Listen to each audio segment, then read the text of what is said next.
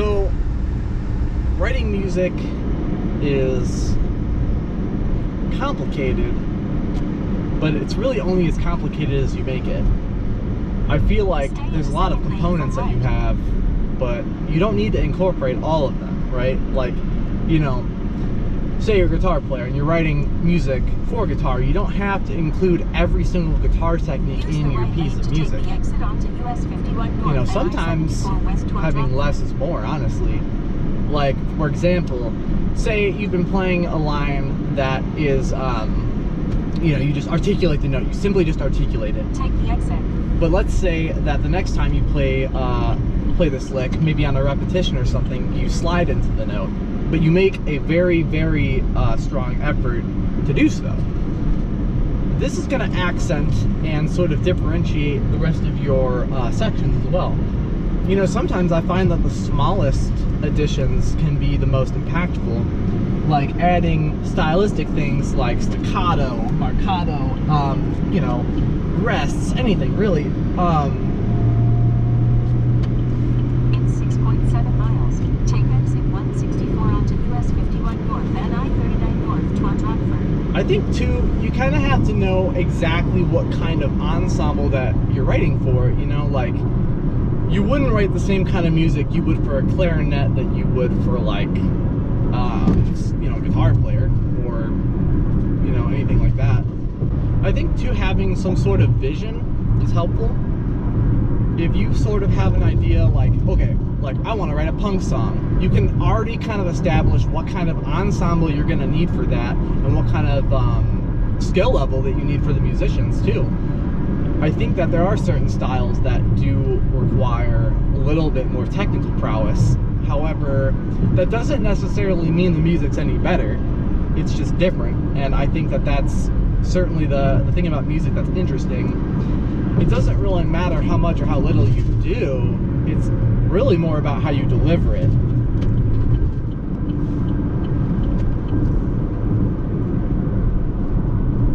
And that can be said about a lot of things. Like, if, say we were in a conversation, the way that I deliver the actual words, right? So the content of my sentence, the tone, or the way that I deliver it to you, like, am I saying it angrily? Am I sad? You know, there's a lot of inflections that you can have within voice that will indicate, you know, whatever emotion that you are trying to convey, whether it's conscious or subconscious. I think music is very much like this as well, but it's just about finding what you actually need and not trying to force things into your music. Like, you may have a really good idea, but your two ideas are not great together.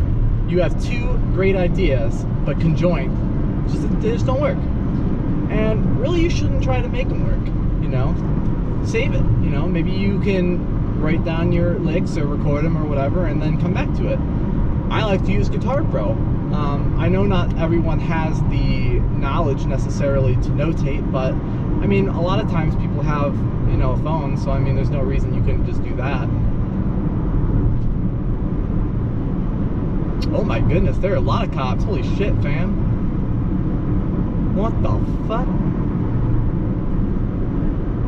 Anyway, so I guess the point is, if it feels right, it probably is. If it feels wrong, it probably is. I mean, with anything that you do in life that you've never done before, you're gonna need to practice it to get good at it, right?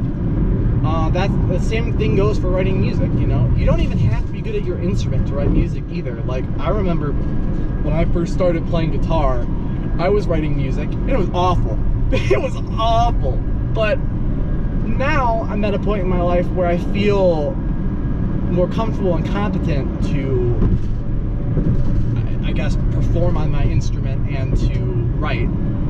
That doesn't necessarily mean that I'm any, like, better at it. It just means that I have a better, I have better tools to assist me in musical composition.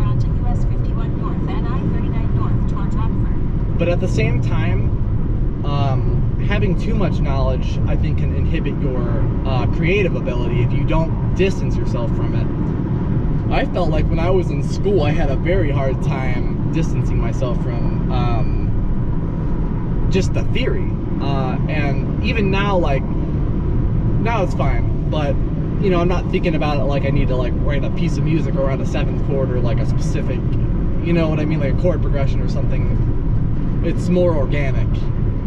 If anything, the thing that I think about the most is melodic development, or just taking a motif or like a small idea, right? Like a very short couple notes or a, you know, a rhythmic scheme. Taking that, taking maybe like 1 to 3 or so motifs and using that to transform and write a piece of music. But yeah, I think writing music is about having a vision. And whether or not that vision is elaborate or simple doesn't matter. You just need to kind of have a starting point. And whether or not your vision is like, hey, I'm gonna write a song based around this riff, or I'm gonna write you know, a ska punk song, or I'm gonna write a classical piece of music. I mean, you can do whatever you want. But knowing where you're gonna start is gonna tremendously help you. Ultimately, music should be fun. And if you're not having fun writing your music, you should probably take a break or maybe take a different direction, you know? I think that it's easy to get wrapped up in the idea of like, okay, I have this vision, I have to achieve this vision specifically. It's totally okay to deviate. I'm just saying that to get started, you need to have a plan. It's kind of hard to write a song just off the cuff. You know, can you do it? Sure, but if you were at that level, you'd already be doing it, right? I mean, you wouldn't be here. Now, I find that a lot of times for me, after I come up with, you know, my motifs, I have a couple ideas, I can expand them into a little bit more of some thematic material, like an actual melody. You know, also I like to take the rhythm scheme of my motif, or motifs plural, and sort of invert it around and kind of reconfigure the rhythms to contrast or complement the already existing accent patterns. And that also could be done in other tracks too. Like if you wrote a guitar riff that has a certain like very straightforward like 1 and 2 and 1 and 2 and, but your drums are sort of like doing a more polyrhythmic sort of thing, that's totally fine. You can use other instruments to convey a rhythmic feel. You can use electronic instruments. You can use whatever you want.